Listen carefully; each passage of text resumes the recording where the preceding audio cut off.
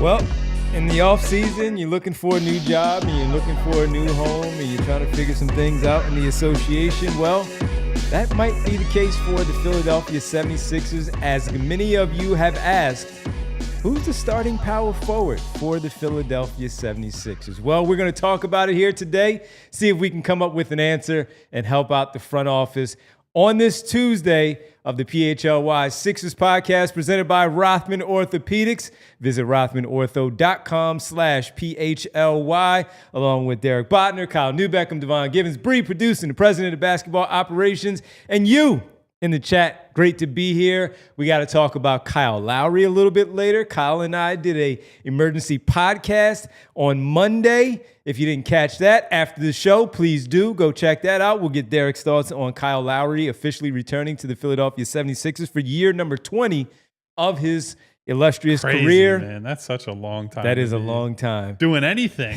let alone playing professional sports. And so we'll talk about Kyle Lowry a little bit. We certainly have to discuss the Summer Sixers minus VJ Edgecombe last night against the Oklahoma City Thunder, suffering their second loss in the Salt Lake City Summer League games. What was it used to be? The Salt Lake City Review or something like that it used to be called? Yeah, so. Sounds like it could go many different directions. So I'll there's leave that where it is. We'll talk about them later and maybe see if VJ plays tonight against the final game against the Memphis Grizzlies. But Kyle, we got to start with the power forward position, where a lot of questions, now that it seems like with the returning of Kyle Lowry, and forcing VJ Edgecombe to wear number 77. He's back since he's wearing number 7 for the Sixers. He's back, though, and the roster stands at what, Derek, around 14, 15? 14 without Grimes. 14 without Grimes at the moment. So with that, we look at the roster right now, and they can still add someone. Maybe there's some movement with Andre Drummond. We don't know, but right now the power forward position looks like 2 new signees are Trendon Watford on a 2-year deal and a 2-way contract with Jabari Walker, who is now a member of the 76ers, speaking today. Other than that, they don't have a true power forward on the roster. Last season, to start the year, was projected as Paul George, being the 4-man with Kelly Oubre in the starting lineup as well with the Sixers. So as we sit here today, what do you see the plan for the Sixers right now? Is it one of those 3? Or is it other that they could still go out there and maybe acquire some way, somehow with the opening roster spot via trade, whatever it might be? I think the truth is the plan is deferral right now, because there was not somebody who was very obviously available at a price they wanted right now. And so rather than saying we're going to overpay a minimum guy, the mid-level, or we're going to consolidate guys to trade for a starting power forward, a more obvious candidate to start a power forward, they're saying we're probably going to go into the season with this group and maybe another minimum guy, and we're going to see what this looks like, right? Like, this is I won't say complicated situation. The main thing that they have to figure out, one, is Joel Embiid going to be healthy enough to play? If he's healthy enough to play, what does he look like? But then 2, the biggest priority is sorting through. You have all this backcourt talent. We all are still assuming that Quentin Grimes is coming back. At what number and in what capacity, we don't know. And it's just looking at those combinations, right? Now, that doesn't sound great to anyone who's like, they absolutely have to get off to an immediately fast start and build some momentum and start looking more like the team that people expected. I think when Paul George signed here, Caleb Martin signed here, all those guys came here last summer. But I just think when Daryl has talked about holes in the roster, or, hey, you did this, why didn't you do this? Why haven't you prioritized this? Generally, the message that you get from the organization is that, well, the options that are out there, we're just not willing to overpay for. We're not willing to just say, well, this guy is a 4 or this guy's a 3, but we don't view him as, like, he's not starting caliber. He's not a guy we want to pay X amount of money, so we're just not going to do that. They have shown they're not willing to overpay to chase needs, to chase fit, right? Like, that's just not really their MO as a front office and as an organization. So I think what they're doing is saying, look, we'll bring in a couple of these young guys in Watford and Walker. We're going to hope that one of those guys pops, and they've had a pretty high hit rate on the minimum signings, the fringe roster guys, when they're not 35 plus years old, right? So you assume that you'll probably get playable rotation minutes from one of them. And then I do think, Devon, to your point, Paul George is probably going to, by default, have to play some of those minutes, right? Now, I'm okay with, I'm not someone who looks at basketball and says, you need like every 4 has to be a Julius Randle, like tank of a human being at a certain size. Like with the way the league is today, that position can look wildly different from team to team, from context to context. But the reason I do think there's a lot of merit to the fan base's frustration at where they're at with this spot on the roster is that they are small elsewhere. They have been rebounding challenged, right? So it would feel very good if they had the guy who's 6'8", 6'9", athletic, can rebound, and can make some threes, right? You have that guy. I think everybody feels really good about this roster, but that's just not where they ended up. And I just don't think they saw, at least right now, short term, they didn't see the opportunity to add someone that they feel is a starting caliber guy at that spot. And even in the short term, Derek, you can also look at the ALLCITY piece of it, where he goes to New York and he leaves that. Not that he would have been, to Kyle's point, the default starter, but man, you can feel like you can at least, we saw it last year. We had a plan for him. He did not get a chance to play a lot with the three stars and see what he looks like at that 4 position. But he would at least be one that we could have that conversation of. He may be in the lead with Paul George in the front court, with Joel Embiid, and Oubre maybe in the back court with Tyrese Maxey, but he's gone, so they have to figure out something else.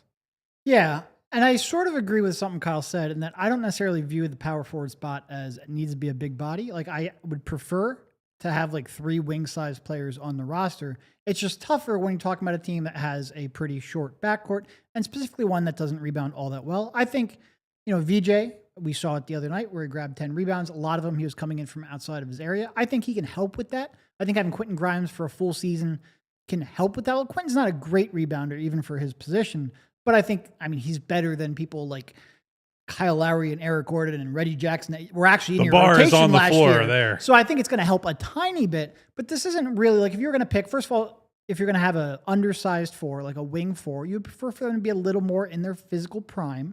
And maybe a little more confident that's they were going to hold PG. up that's a big problem throughout the course of the season. But you'd also prefer that the rest of the people around them to help overcome the deficiencies that they have, and they're just not really built like that. So, I'm going to go back to something we said at this point last year, or maybe throughout the course of the summer last year. It's not so much the defense I'm concerned about, it's the rebounding. And if this was like prime Joel Embiid that you could rely upon, not that he was ever a dominant rebounder, but he was at least good enough where he could overcome some of that. Certainly defensively, he could help you overcome some of your limitation. You go, all right, fine. We have prime Joel Embiid to lock down the defense. Let's put some shooting and some ball handling. Let's get a bunch of wings out there and try to really space the floor. You have no idea what you're getting in Joel Embiid this year. Yeah. So yeah, if you're going to come into the season, first of all, I guess if you have no idea what you're going to get from Joel Embiid, and it turns out on the bad end of that spectrum, it doesn't really matter if you can't rebound. You're probably losing games anyway. But if you're coming in with the hope of trying to win games, yeah, it's a very significant concern. It's not one that I necessarily feel is solved. Like, I'm not expecting anyone that they signed here. I'm not expecting Watford to come in here and start. I think that's going to be Paul George, and I think there are obvious limitations that come along with that. Mm-hmm. Yeah, look, it's something that we've talked about a lot, where he doesn't want to play, Paul George doesn't want to technically play the power forward position. It's the same thing that we hear about where Anthony Davis doesn't want to play the 5. He wants to play the 4, and some of these other players around the league.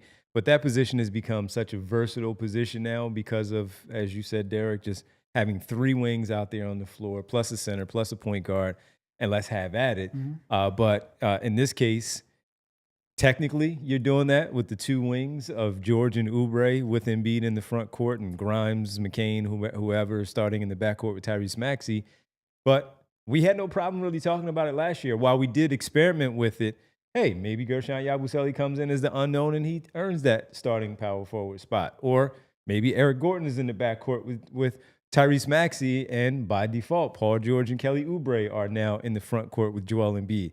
That's just how it's going to be, man. And again, if the rebounding is better, I think a lot of things are so much easier with the flow of what that offense could look like with Paul George out there. We've all said that we expect him to be, we expect him to be better than he was a year ago with the 16 points in the 41 games.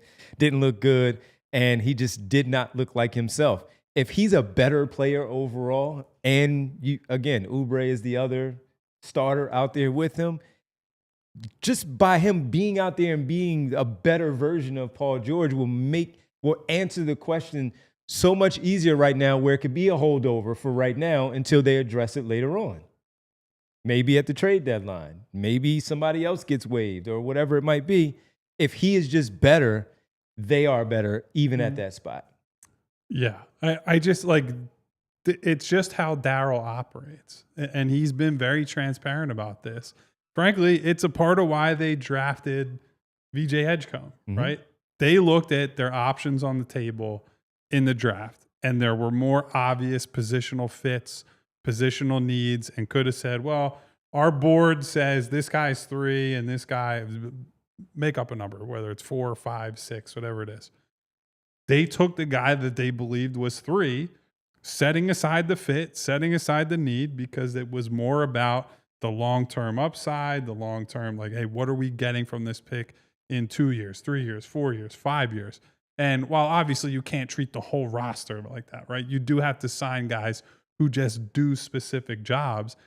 They're not going to go and use the mid-level on somebody who they don't believe is a playoff player or they don't believe is an everyday starting caliber guy just because they happen to play a certain position. It's not how they operate. And I understand why that can be frustrating, right? Like, I'm looking at the roster and I see some of these old guys who I don't want to play. And I'm like, what if that roster spot was just used on a positional need? What if that was somebody who was younger than 35 years old and was good at rebounding, right? And I do think we're a little bit diminishing. Like, I think the 2 guys that they brought in that are forwards do fill needs for them, right? Like, I think Jabari Walker specifically, very good rebounder. That is his role. That is his niche. That is his definable NBA skill.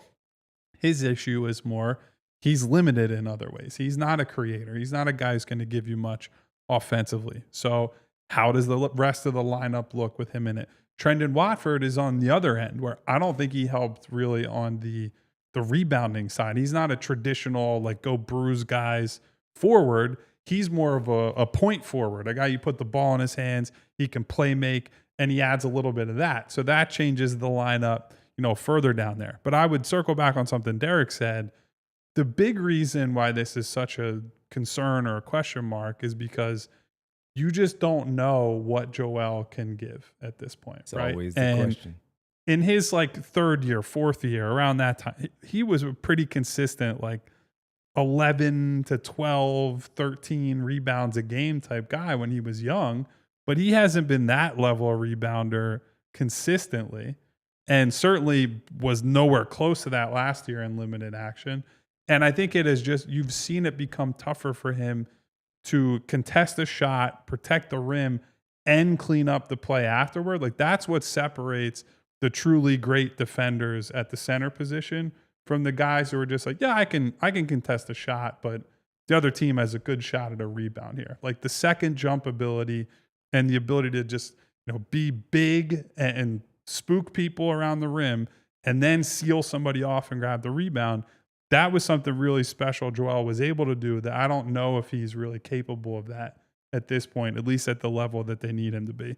So they need to put somebody out there that is helping him actively on the glass. And I don't know if they have that guy. Oh, that's why we talked in the draft too, when we would talk about Colin Murray Boyles, or even experiment with the Carter Bryant conversation of 2 players that could help out rebounding at that 4 position. And specifically with Colin Murray Boyles, of how intriguing that might be because of that stuff where he's that more true power forward, can't shoot yet, but he does everything else, the rebounding, the defense, the passing and all on the offensive end. He'll get his, but it's more about the other stuff that they need at that spot. Yeah.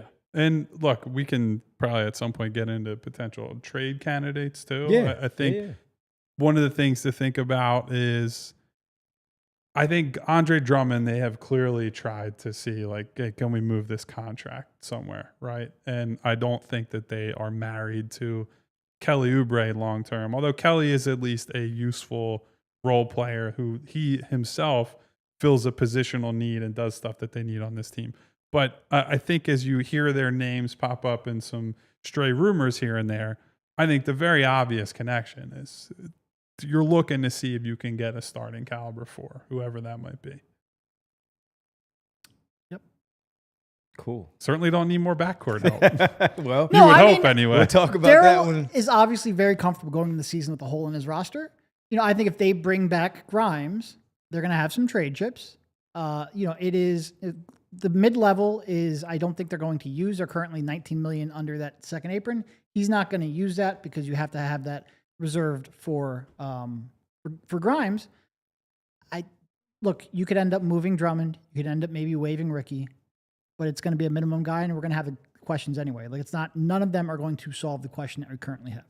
See you soon, KJ Martin. See you soon. I'd take him back. I know you I'd would. take him over Ricky. I know you would. When we come back on the other side, let's talk about those candidates that could be maybe on the open market. Like if KJ Martin gets waived and he's out there, maybe you bring him back. Or is there a trade opportunity? I saw a name already in the chat mentioned twice since we started the show. We'll do that when we get back. It's the PHLY Sixers podcast presented by, on a Tuesday, Rothman Orthopedics. And I need to tell you about our good people from Parx Casino. Whether your favorite team wins or not, there's always another way to get on the Bet Parx online casino app. Check out the brand new casino games like Huff and More Puff and Fireblaze Sky Queen at Bet Parx exclusive. The only app I ever used to play all of my favorite casino games in the palm of my hand, like blackjack, roulette, craps, poker, and baccarat. Hot online slots like Cash Eruption, 88 Fortunes, and Cleopatra online slots. I've always wanted to do that whenever I heard the Parx Casino lady saying it on the commercial, and I hope I did it just as good as she did by saying that. But hey, if you're outside, if you're at work, you get a little bored, and you're having your lunch, and you're saying, you know what, let me go win some money. And I can't go to this casino, but I can go on my online casino app, and that is with our great people from Parx Casino. New users. How about that? If you're new, you get up to $1,000 casino bonus back if you're down in the first 24 hours. Go to thebetparx.com and download the app right now. Enjoy all the action and the excitement from the casinos at your fingertips. Just must be 21 in Pennsylvania, New Jersey, Maryland, or Michigan for Bet Parx. You love to play. You love to win. You bet. Bet Parx. Gambling problem? Call 1-800-GAMBLER. All right, so I walked into my garage yesterday, and it felt like a sauna. I got to tell you, Devon, this Philadelphia heat, especially coming off a cool period, no joke. All right, so here's what I did. I got like 10 bags of ice, and I made myself an ice bath to stay cool instead of turning on the AC. But why wouldn't you just turn on your air conditioning? Well, Devon? I was trying to be energy efficient.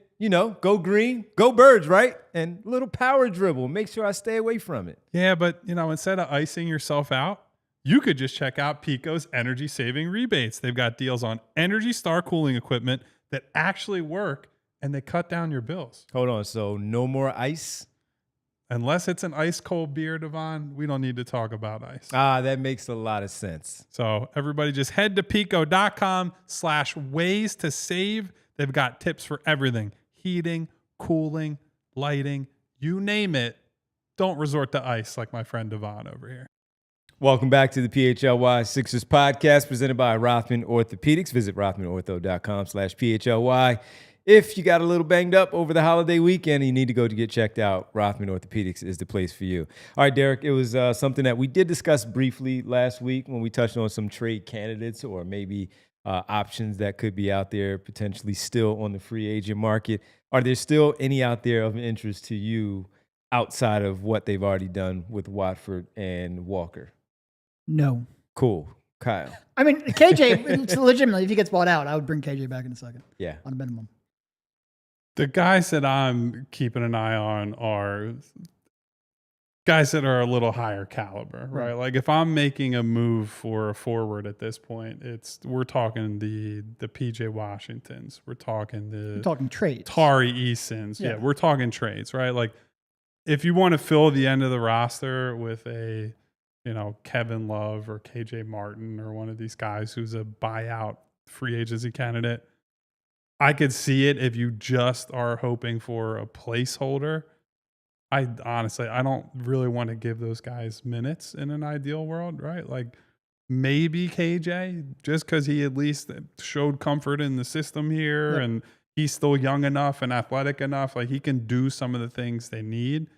But again, it's got to be someone who's in the right age band, the right athletic profile. Like it's a pretty specific. So KJ isn't a crazy shout, I think. Like that I have some interest in. Kevin Love, amazing career, but like does not help any of the.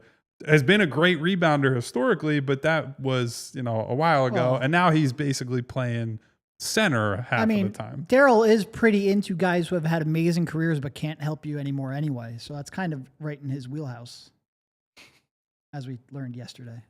Yeah. No, I mean, look, I 100%. Like anyone that we bring in now on a minimum, especially because we can assume that they're not using that taxpayer mid-level. Anyone you bring on, you're going to have the same questions. They're not going to solve anything. They're not going to stop, or they're not going to start. That doesn't mean you shouldn't go out and pursue them. And like I said, if KJ is available, yeah, I'd bring him back, especially over someone like Ricky, who you don't think Nurse is going to play anyway. But it's just like we're going to be panicking about this deficiency right up until the season starts. Yeah, because this is a real problem. Like there are times when we've had to talk fans off the ledge with like, you guys are worried about the wrong thing, or maybe that's a little more. No, I don't. You're going a little overboard. I don't think this is going overboard at all. I think there is a very clear need that they have to fill that they don't have a reasonable path to solving, especially as the Grimes situation continues to drag on. So you don't know, how close you're going to be to the various apron levels and all. It's like you can have a general idea, but I think it's a genuine problem, and I wish that they were at least able to get the Grimes thing hammered out, because then you could at least sit here and we could say, all right, now they have access to, maybe they can use the tax mid-level. No, Derek has said he doesn't think that they'll use it in general. Like you're skeptical that that'll happen, but at least if Grimes got done, there's some finality and certainty. Yes. Like, hey, here's what the cap sheet looks like. Here's how you operate accordingly. Dump Drummond here. We can cut Ricky. Yeah. Only go in with 14 roster spots filled. Maybe now I'm comfortable using it, but you just can't do that until you get some kind of certainty, especially with teams potentially opening up cap space who could be a threat. So yeah. And I would also say, and I know I hammered this last year a ton, I do think for a team that continuity is going to be an issue again this year, right? Mm-hmm. Because even though they're returning Maxey and PG and Joel and some of the other main pieces of the rotation, they didn't play together that much last year. So it's not like this is a multi-year core that has had like dozens of playoff games together, that like they have all their stuff ironed out. So they're going to go into the start of the season and they're going to have that absence of this pretty important player, and having to fix that in January, February, whenever a move you would think get made to consolidate and get the starter caliber guy there, then you're rolling back the clock a little bit again. Like it is a more minor move. It's not you're hoping for the star at the deadline. You're just hoping for a cleaner fit. Like, and it'd be funny if it was PJ Washington, because he was the fit guy who goes to Dallas and plays next to Luka, and it goes gangbusters with him and Derek Jones Jr. that year. Like ends up both of those work out spectacularly. But I would feel a lot better if there was at least somebody who was like had the upside of the fifth starter at that spot going into the year. So you're not heading into the whole season thinking, man, they just have to do something here at some point, or it's just not going to be good enough. No, ideally, PG would be a 3. Kelly would come off the bench, and you would have a legit starting 4. And this is one area where, like, we haven't spoken too much about Quentin Grimes potentially taking I'm not saying that this report is out there, but like theoretically he could take a qualifying offer. Yeah. And one of the reasons that would be a doomsday scenario for a number of reasons, in part because he would be an unrestricted free agent next year, but also because then you can't trade him. When you come back as a veteran on a 1-year deal to your previous team, you get an implied no trade clause. We talked about that very recently, both last year with Kyle Lowry and this year with both Kyle Lowry and Eric Gordon have them because they're back on 1-year deals. If you do that with Quentin Grimes, instead of having like a $17 million trade chip that you can use to aggregate with maybe Drummond or Kelly to go out there and try to get that 5th starter at the deadline, you legitimately cannot trade him. He has a no trade clause. That would be not only huge because, he would be an unrestricted free agent next year rather than restricted free agent this year, but also it would just put you behind the 8 ball on what moves you can make. How much of this do you think it was a mistake from dating back to last summer when they had all the cap space and they made the move for George? I left off Caleb Martin. I forgot about that acquisition where we also thought he might be a starter in that lineup. But because of the cap space, because of the movement they were able to do, that they did not address it at that time. Yeah. And maybe there wasn't a perfect play because they did bring back the KJ Martin piece and they were able to move him. But when you got traded at the deadline, again, things changed because of what the roster looked like versus what you thought you might be trading KJ Martin for versus what they actually did because you only had 10 wins by the time they were trading him. No, and like people want to go back to the KJ thing, and it didn't work out. You had to pay to get off him, and you did. But the reason you had to pay to get off him was because you needed to find someone who would absorb that salary because you got to a point your season was so terrible you weren't paying the luxury tax. If the situation had been differently, could you have actually used that trade chip? Possibly. We'll never know. And like Daryl has said repeatedly, I don't really care. I think people focus too much on the roster going into the season. Last year, maybe that wouldn't have been the case if you had actually been competent enough to where you cared at the trade deadline. But we don't know. And certainly when you look at the way that they played to start the season, like those rebounding issues were there right from day one. Yep. And again, they weren't expecting to spend 80% of their time in the early part of the season without Joel Embiid, but they did, and they certainly didn't go out there and have the pieces that could help withstand that. Look, it's a huge concern. Like this team is probably going to get killed on the glass again. I would say, honest to your question, Devon, the bigger problem that is haunting them right now from last offseason are those player options that they gave to guys who ideally you just wouldn't want on the roster, period, right? Like we had our emergency pod about Lowry yesterday, right? If it was just Lowry coming back, like he's your 15th man on the roster, I'd be all in on Kyle Lowry, Philadelphia native, like the 20th year in the league. He's mentoring McCain. He's mentoring Edgecombe. He's mentoring Maxey to a lesser extent. And you don't have Eric Gordon. Like he just was not coming back because of that player option decision that he made. I'd be way happier about Lowry. The problem is you're here. burning 20% of your roster on those guys. So you're using your roster spots on those two. You have Andre Drummond making $5 million, which $5 million is not a ton of money, but it's more than the minimum and it's eating into the space. And so like if Andre Drummond was just any random minimum salary guy, that creates extra space that then you could have gone to Yabu. You could have gone to one of these. I don't even know that they're interested in some of these players, but like you could have gone to a Trey Lyles or like one of these forwards that's out there and say, we can just give you the taxpayer mid-level today and feel more confident. The Grimes number is going to settle and we won't have to worry about the aprons and like we'll be fine. But those decisions, those player options last summer are really hurting them. Obviously Paul George not being good or nowhere near as good as he needed him to be and being hurt last year had a much more material impact on how good the team was. The difference is I still think he can have a bounce back year. He can still, in a good year, be a very good player on this team, fit with Joel, fit with Maxey. But those little details, the little decisions that they made, those are looming pretty large right now, I think. So M in the super chat says, Chris Boucher is available. He fit next to Joel. The problem is with all these names that we're going to bring up now is they have been available and they did not go after them. And they're not necessarily a clean fit. And not that he wouldn't fit, yes, because of the shooting. We know he's a lengthy player. He can rebound a little bit.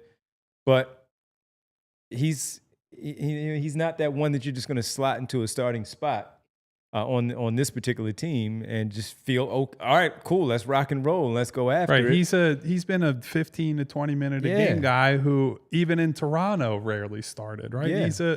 He's he has started in, let's see, in 8 years, he has started 23 games, right? And so, yes, he fills a need positionally, right? And you could use him as a short-term starter or whatever. But like, that's an example of what we're getting at here. That's fitting a guy in. And if you get him on a minimum, fine. Yeah, like I think that makes sense. And maybe with him and some of these other guys, it's just as simple as they thought that they were worth more money and wanted more money. And then you get deeper in the offseason and it's like Kelly Oubre. And you just come back and say, well, the market has dried up. There are no options.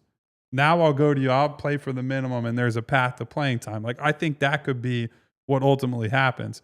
But you're banking on that happening and getting a good outcome from that. That's a dangerous game to play for a team that's going to have high expectations. Yeah, and Mello 3 Point says they are linked to Boucher.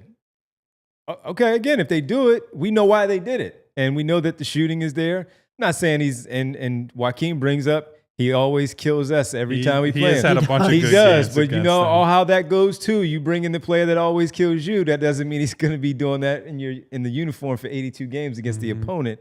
It might be really sporadic, but I get it, and I'm not flat out dismissing it.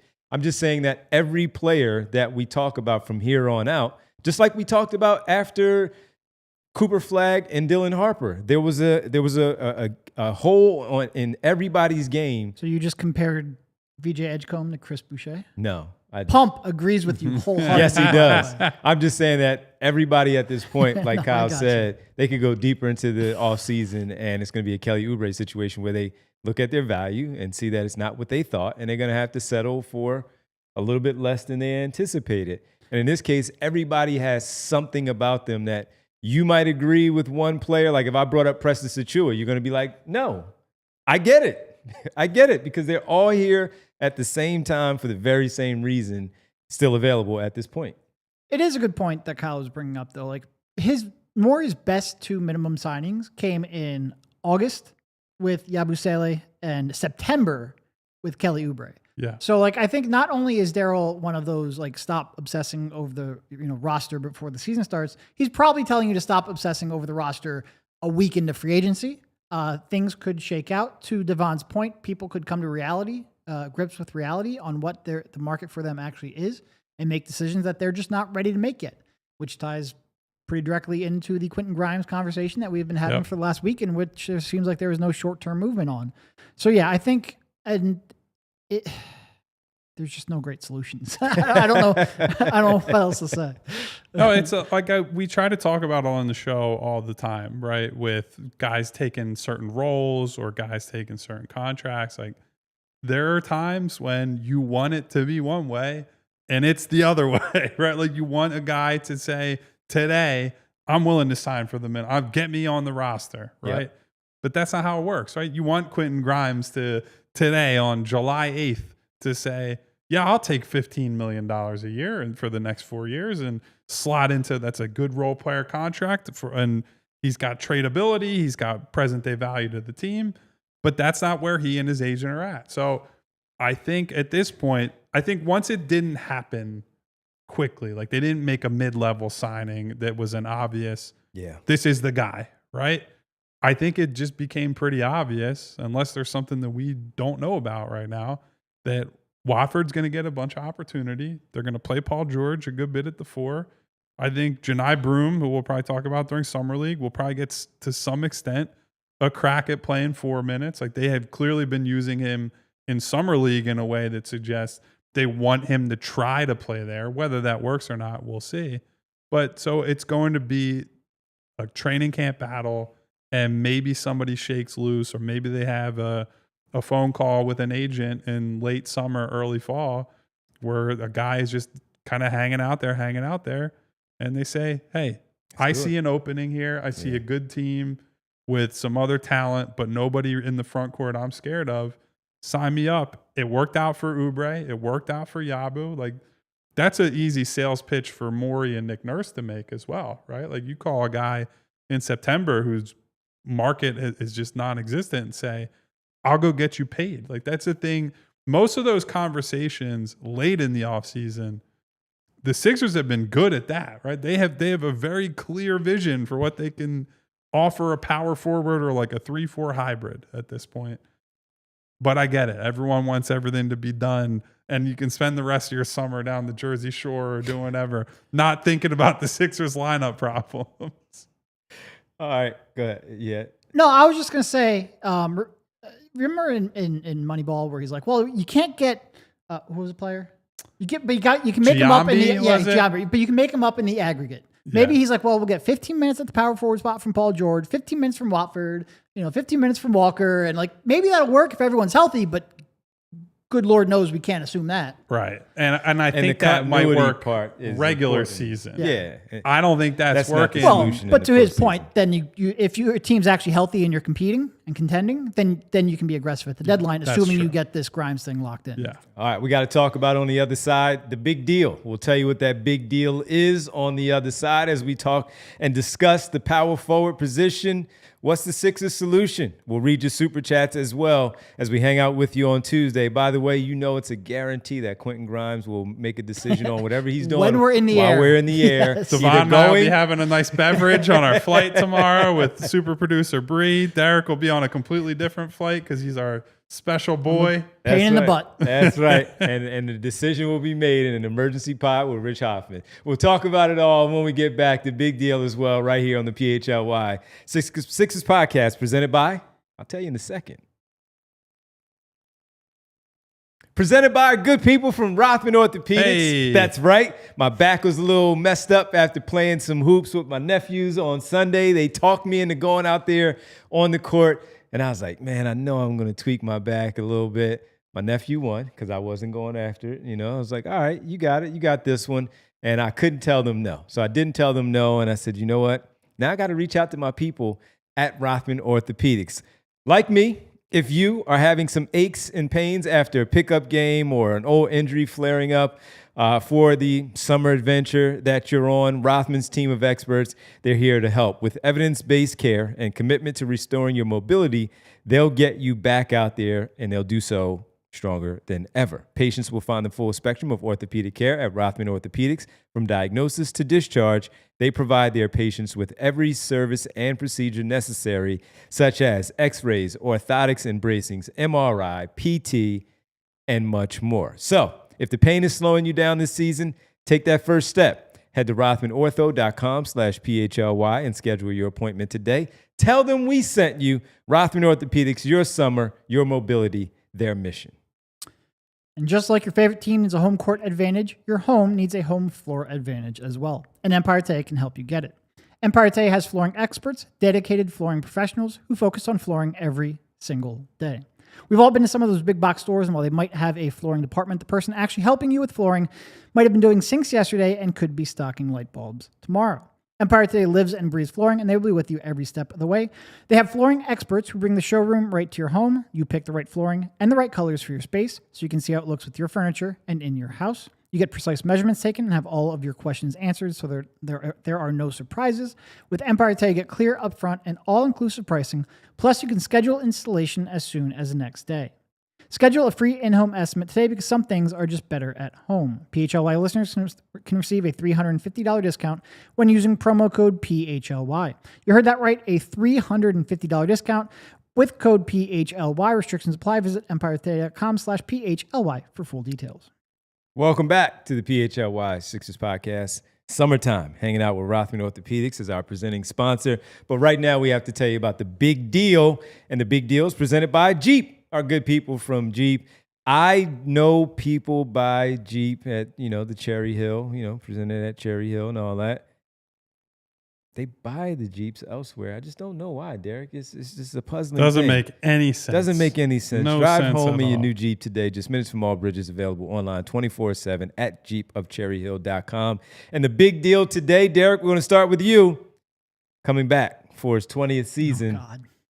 Kyle Lowry re-signs with the Philadelphia 76ers. He ranks within the top 10 in assists, three-pointer steals, and triple-doubles among active players. And he's back for his 20th season after 19 decorated years in the NBA.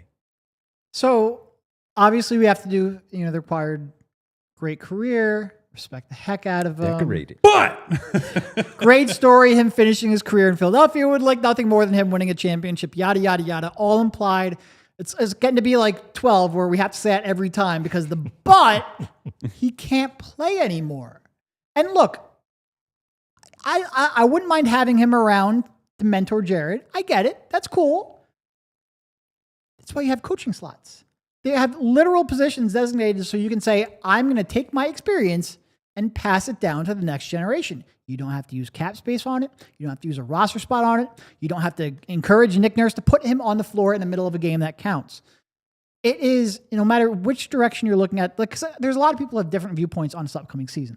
There's still some people, few, but some, who are like, well, maybe if things go right, you can be a contender. Well, if that's the case, then I want to use that last roster spot on a player who might actually have a chance of working out. Another Watford type signing. There are some people who are like, well, look, you're going to have a lot of injuries, so at least keep it interesting and win some games. Well, then I want to use that roster spot on someone else like Watford who can at least help you do that and maybe weather the storm that you couldn't weather last year because you had 40% of your roster on players who couldn't play anymore. Or there are some people who are like, I don't care about the season. I just want player development. Well, then use it on someone like Watford so you can at least try out another young player. My point is, no matter how you view this upcoming season, this don't make no darn sense. And we all saw it coming. And I thought that would take a little bit of the sting away from it, but it really hasn't. And Kyle's point is exactly right. It's one thing to have a Haslam-like burned roster spot. That's fine. You've got 3 of them, 2 of them in Gordon and Drummond because you made mistakes last summer. Don't compound that by having another roster spot that you have a 0% chance of getting positive contributions from. It's infuriating. I said my piece yesterday. There is That's why nothing. it's a big deal for Derek. I have no way to defend this. None. At least usually I can see like some kind of vision. I have no. Do you really for think it. he's going to play though? No, I don't. But then use the roster spot. I'm going to go back to Watford because I think that's a real interesting player. Use it on someone like that so you can at least give a tryout to somebody else who is at least young enough. The only way Kyle Lowry is impacting winning is if you can find a flux capacitor and build a DeLorean. So at least try somebody else. Even then, you have to bring back the younger Kyle Lowry. You can't send the That's true. present day. That's true. And then you have the moment where they see each And other the hand and they starts both disappearing. pass out, and it's Yeah. Well, Can't play the card because Derek's Again, happy. the bigger problem is that Gordon had the player option. Yes. If you had one of them, and it's all right, give me the end of bench mentor. I'm cool. But they made the agreement with Eric Yeah, Gordon to opt they out did. and bring They him back. did. And while it helped with the cap space, the roster spot is there. And as Kyle said yesterday, we talked about it. Gordon is at least a specialist where you can bring him in and hope that he can knock down some shots. Unfortunately, I still don't want him to play. Yeah, but you don't want him to play, but that's the selling point that could happen. Where the Kyle Lowry piece is he out there in garbage time? But the game is out of hand, and if that's the case, why are you not hopefully throwing Hunter Salas out there? If he's up on his 2-way, at that point you would maybe want to see him out there on the floor instead of Kyle Lowry, where you would feel like Nick Nurse would lean more in that Although direction. his debut yesterday, yeah. exactly a strong case to be made that he deserves NBA minutes right away. But we'll get there. We'll get there. But yeah, that is the big deal presented by Cherry Hill Jeep. I know people buy Jeeps elsewhere. I just don't know why. Drive home in your new Jeep today, just minutes from all bridges, or available online 24/7 at jeepofcherryhill.com. By the way, speaking of cars, Malk C10 says Kyle Lowry at 88 miles an hour would be an incredible sight. Get the flux capacitor, baby. Get it back.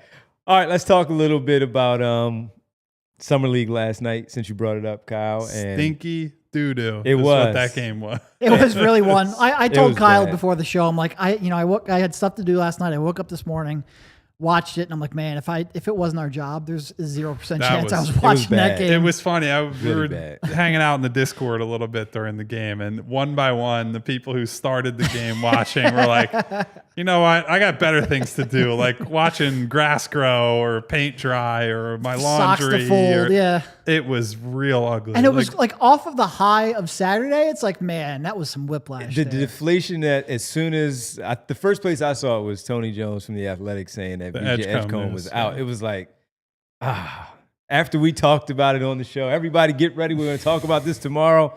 And then it didn't happen. It just, and you brought it up, Kyle, too, on Twitter, where you were like, man, if his value for MVP didn't just skyrocket because of the fact that he didn't play. It made me feel so much better about VJ because the whole team looked better with him out there. Like the bigs were getting easier looks. The defense looked better. The transition game was better. Here's what I would say. My main thing, and it's an unfortunate thing, Justin Edwards has not been very good out there so far. Now, we will say it's not necessarily the environment where a Justin Edwards type player tends to look good, right? Yep. Unless you're making shots. Wings who are not, high level creators, you're going to have a tough time because you're going to get played up on by the opposing defender. So your handle is really important. You have to be able to knock down some shots. Their guard play has been, Jalen Hood-Scafino had a good game individually, but it was just all pull-up jumpers and contested shots. And he was not getting guys clean looks. So Justin really struggled. He had a good stretch in the fourth quarter where he knocked down a couple threes, created a steal that I believe led to a Judah Mintz dunk in transition or a Judah Mintz bucket in transition for an N1. But by and large was just, I think the issue I've had with Justin so far is he's been a little lackadaisical, and a couple of those turnovers yesterday, 2 in a row, were just like, you're going through the motions, man. Like, I understand you had a good year in an NBA rotation. I'm sure there's part of him that's like, oh, I got to play summer league. I've been working so hard. I'd rather just be this is your time, though, man. But go out there, kill these guys for 2 or 3 games, and then you sit down and get the heck out of Dodge. So he's been pretty disappointing so far. But he was disappointing last summer, and I don't think of the guys I would be worried about having bad summers, he's pretty low on the list for me. But I did think he would show better performance overall. You just got to give me one game. Give me one really good game. Maybe he's like, this Utah stuff is not for me. I can't wait. He wants the bright lights. I need the bright lights of Las Vegas. Vegas. That's right. Thomas and Give me Carter Bryant and the Spurs on Thursday night, baby. I got you guys covered. That's the final game. So maybe that's it. But my thing is, too much dribbling where he loses the basketball, loses the handle. And then when the ball does swing to him and he has a defender close out, man, put the ball on the floor immediately and just go right by him. You're not dancing too much. You're not over dribbling. You have a plan. And the plan is to just catch, go, pull up jumper, or maybe that extra dribble that we talked about with VJ where you get to the rim and you give yourself a layup opportunity. Maybe you get to the free throw line. And that'll open up some things for him. But the lax part about him, you can see that in the game for sure. So hopefully all of that fixes itself and he plays better once we get to Las Vegas. Maybe he does it tonight against the Memphis Grizzlies and as he tunes up for Las Vegas and Carter Bryant and the San Antonio Spurs. But I did expect him to have 2 better performances. And even after the 13-point game in the first one against Utah, I was still like, all right, he was fine. He just didn't look like we thought he was going to look. Last night, he just didn't look good. He didn't look good at all. No.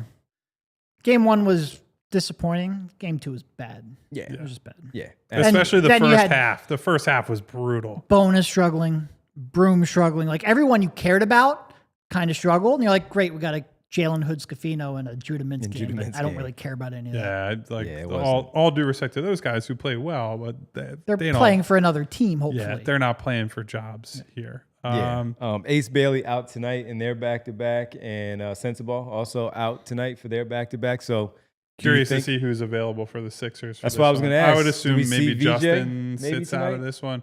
I have not heard on VJ yet. They have been saying day-to-day, not serious. Obviously, we've all of us have some degree of Sixers PTSD. All the jokes. So I'm not going to make any declarations about where he is or isn't, but I will say when they showed him on the broadcast yesterday, the thumb wasn't even really wrapped. It looked like they had it was almost like a little heat pad on his thumb. So it wasn't like it was like, oh my God, he's wearing a giant cast or anything. I'll tell you when we will see him. Thursday night. Oh, for sure. Against San Unless Antonio. something has gone horribly wrong, which never count out the Sixers from turning something into. On the jokes bigs. Have been there, man. You know. On the bigs, Broom and Bona. Broom has shot the ball well so far. I don't think he's done much of anything else all that well. And we were having some discussions in the Discord last night. I'm sure Pump Man is on this island too. Like, why aren't they playing through him in the post more, like taking more advantage of his passing and all that? I think the answer is very simple. They're not going to use him that way in the league. And the more material thing they need to see is, can this guy shoot the ball well enough to play forward, right? Because as we're circling back at the top of the show, if you need a forward and you need rebounding, like, I think Janai Broome is going to rebound. The question is, how do you put him on the floor in a way that works on both ends of the floor? Yeah. And that means he's got to shoot if he's going to get on the floor and play some forward this year. So I think that is the big tell. They haven't come out and said, hey, we think Janai Broome's a 4 or like going to play there right away, right? I think they just think he's a good basketball player. And that's all they've really given us. But based on how they're using him, it certainly seems like they hope he can play minutes there. Right. When you go to Summer League, the goal isn't for the players to play well in Summer League.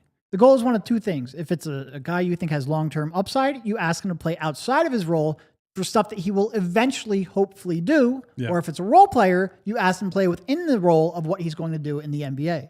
There's no reason to run the offense through Janai Broome. That's not going to happen. I'm sorry, Brian. It's just not going to happen at the next level. So he's got to try to do role player stuff that includes playing some 4, because hopefully he can grow into that down the line. And when you talk about the defensive side of that 4, he's defending right now Ace Bailey, Bryce Sensabaugh, some of these other 4s on the other side. They're pros, but wait until he's out there and has to play against OG Anunoby, or Karl Anthony Towns is playing the 4 while Mitchell Robinson is at the 5, something along those lines. Can you hold up against Bam Adebayo when Khalil Ware is next to him? Giannis at the 4. Can you hold up? And they want to see how he moves his feet, et cetera, on the perimeter and see if he can withstand that type of pressure against those players. And that's where my concerns, I think, have popped up. It might not show up in the box score, but there have been a fair few plays where it's like, he's the guy closing out on the corner. Oh, I'm going right by him. And he's either getting blown by or he's a little late in the first place, not because he reacted late, but because the closing speed that you need and the window you have to get there has shrunk since you played in college, right? Even in Summer League, it's smaller. It's even smaller in the NBA with these quick release guys. So we'll see. He's a smart player, and he's had some flashes and shot the ball well. So I expect he'll have at least 1 or 2 games in Vegas where it's like, that was Auburn Janai Broome, but has not had that quite yet. And if he has it going, I'd imagine they'll call some plays where things are going through him, but he hasn't had it going yet. It's just not going to be like their intention to go out there and get it. If he has it cooking, they'll do it. I would add one more thing.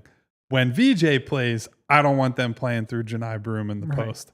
When it's Hood Scafino and some of these other guys, I'm a little more open to saying, hey, dump the ball to Janai Broome and let's see what he can do. I'm okay with that. All right, let's get to the Super Chats. We had one already that we shared, and we appreciate that. We start with Marcus Blackstock saying, you don't need Gordon, Lowry, and Drummond. That is diabolical. That is Marcus Blackstock. Marcus, we are often in lockstep, and we're on the same page on this one. I don't think, frankly, the Sixers want those 3 on the roster either in an ideal world, but we're not in an ideal world. No. Davon, a.k.a. Schoolboy Beats. I mean, we could have kept Butler over Kyle. 100%. And even though they do not need any more guards, I would take Jared Butler over Kyle Lowry any day of the week. Yep. But that just goes to show, like, a lot of times people are like, well, then who would you have signed? Almost literally anybody else. The bar's really not that high. The only way I'll defend them on that is it's very clear that roster spot is not being used as like, oh, we want to play this guy, right? Sure. And Jared Butler wants to be somewhere he can play. Sure. So that's at least defensible. But the point is still on the point. All right, let's get to the Pump It Up segment. We missed it yesterday. Oh, he crawled out from under his refrigerator. We're gonna call cockroach himself. We have to change this to the Brian Coward segment of the show. All right, there you go. Coward Pumper is here after retreating from the spotlight on Monday. He said, I was playing NCAA college football. You had no problem right after the game copping pleas and other streams, buddy. You know what time the show starts. Come on. All right, Pump, here we go. First one, Bree, let's go with this bottom one. Since we were talking about Broome, I do not like how this casual summer league coach is using the Broome Master. The Broome like, Master. Dog, play through him. Janai got a tool chest full of moves shaking my head. Well, we basically just did a whole just talked segment about on that. one. So there's that. And we get to the big one, talking about VJ. Hey, fellas. VJ had a smooth 28 points and 27 shots, very much a low-budget Russ. But did y'all see amazing ace yesterday? I did, because I watched a lot of basketball. I watched the whole game. Buddy pulling from He had deep. a good game doing all the things that we said he was good looked at good. Yes. the last 3 months. He looked good. Two things. First of all, if you're going to make fun of VJ getting 28 points on 27 shots, might be worth mentioning that Ace has 26 points on 27 shots through 2 games. 2 points less. Hashtag math.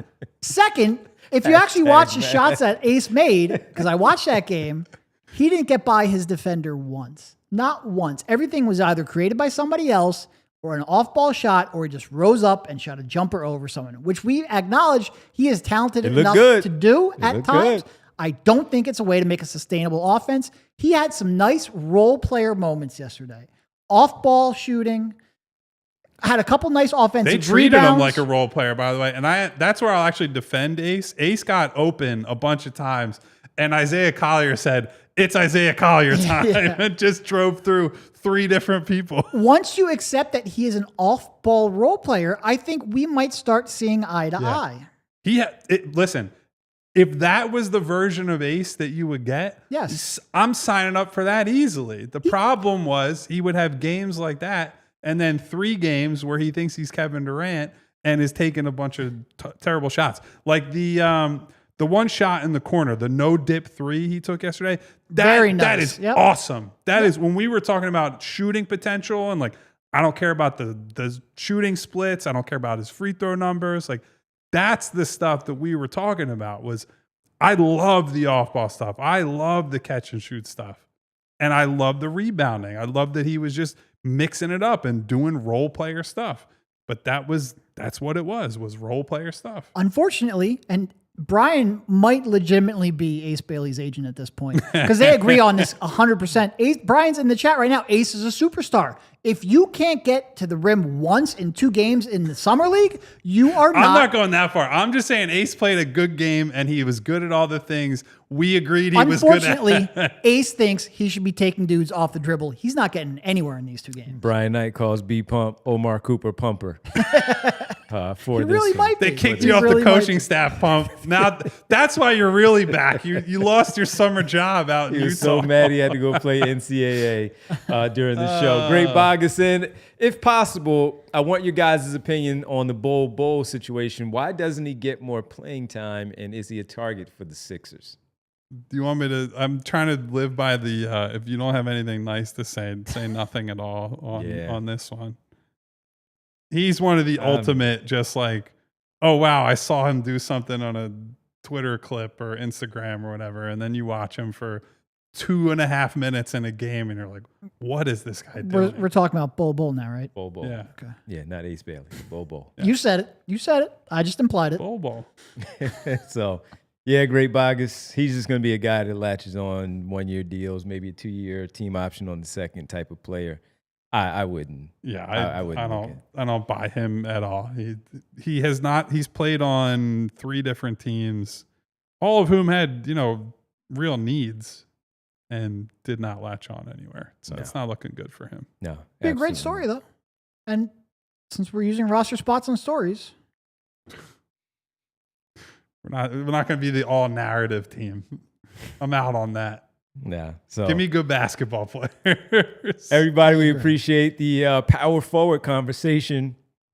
Lively conversation overall about the power forward situation. We'll see how it plays out from Watford to George to Walker or other as the summer continues to roll along. Janai Broom, maybe he gets an opportunity there at that power forward position. We'll see how it all plays out for the Sixers in the front court. We do know that a lot of it, all of it, hinges on who Joel Embiid is at the center spot. We are going to hit overtime quickly for our roll call segment. So make sure you head over to allphly.com to hear your name called. We thank you on the television side. We really appreciate you on the FAST channel. Head over to allphly.com, presented by Rothman Orthopedics. All right, let's get to the roll call time. No news and notes today. Let's get to roll call here. We still have an APB out on Teacher Got Game for the $500 he allegedly was going to super chat us for when they did not take Ace Bailey. I have the screenshot. It will be in Bree's possession. Perhaps it will show up on a future stream. Somebody put that man on a milk carton. At least B Pump showed up today. But Pump of it course, up, Pump. Convenient timing, buddy. Pump it up. Well, you didn't show up when the spotlight was the brightest. You were like Jared Allen in a playoff series. But anyway. Lights were brighter. NCAA. Thank I you, love everybody. that that's his excuse, by the way. I was playing a video game. Thank you, everybody, for He's stopping honest. through. Thank you to Ramid, to What up, Eugene man? Ross, to Philly Sheriff, who said, damn, I missed the show. Here's the good news. It'll live forever on YouTube and your podcast feed, so you can always go back. And you can go watch our emergency podcast on Kyle Lowry on Monday. Take a look. Mom's grandchildren. Hello, mother. What's up to mom? We got Old Dirty Yams, Music Lover 31, SB Cole, Bootzilla, Boots. Tom Jackson, Lee Nguyen, What up, Lee? Duck Holiday, who I will give credit to as an ace guy or gal. We don't actually know. But Duck showed up on Monday despite the VJ tidal wave that came crashing through. The So tidal wave. Duck did not duck the smoke. We'll say that. Jess is here with the Purple Heart. We got It's Okay to Laugh, Marcus Blackstock, my girl Winona, Hey, Nona. Smy Guy, Theo, Hedfa, Devon Givens. What's he doing in the chat? Being active in the chat. INS, Money Mar, Malk. Who else we got in here? The Great Bogus with a super chat. We got Jerome Evans, Terrence Knights, What up, Joaquin from Cherry Hill. Joaquin, what up? Who are our other super chatters today, Bree? We know we had the Pump. We had just the letter M. Good Davon, a.k.a. Schoolboy Beats, Marcus, and the Great Bogus. Val host, can't forget Val. Hey, Val. Mother of GM in the building. I think that's probably... We got Charlie on one. What up, Charlie? Charlie Murphy. I had a conversation about how much Charlie is a Philadelphia thing. So my uncle, I have an uncle, Rest in had peace. an Uncle Charlie, rest in peace. yep. And he was like, that's my guy. He's 5 years older than me. I always looked up to him. He taught me so much. And his name is Charles, but he was Uncle Charlie to us. It was Uncle That's how Charlie. you know you have Philadelphia family is when it's not Charlie, it's Charlie. And he's from Baltimore, so Okay. he's Uncle Charlie. That's my guy. Thank you also to Stuart London, What to up, Mellow Stu? 3 Point, Mello, my man. Mellow Escapes. Wow, we got two Another Mellows today. What up, Mello? Prophet One was in here early. Thank you to everybody who was Where here. was Al and Darkness? They didn't show up listen. or nothing. I'm sure they're Lord. here somewhere. All right. Somewhere floating around. We had somebody actually was doing Tom our Jackson. job in the chat today. Aaron was here. What up, Aaron? I want to say it was it SD54 What are maybe? you with Brian Pumper? Who was in the chat saying Hit the like y'all button. need to get the likes up. There you go. Yes. SD54. Thank you, SD. Only 10% of y'all like the stream. Look at that. Thank you, SD. We appreciate that. Looking out for the family here at PHLY, just like we look out for you. Hit the subscribe button, hit the bell icon so you get notifications each and every time we go live. And as SD54 said, hit that damn thumbs up button. Yes. Not just for us here in front of the camera, but especially for super producer Bree for making it all Thank you, happen. Bree. We're going to record another one real quick because we're on flights tomorrow during the normal show time. Oh, but you guys I will didn't get know a they knew show that. at 3 p.m. tomorrow. As always, you'll hear from us. We can do it from you the can't airport. escape us. Yeah, maybe. Airport show, You y'all. have y'all. to stay tuned. Yes. We'll see you then at 3 p.m. Until then, take care, and hopefully VJ plays tonight. See you. We all silly like the mayor.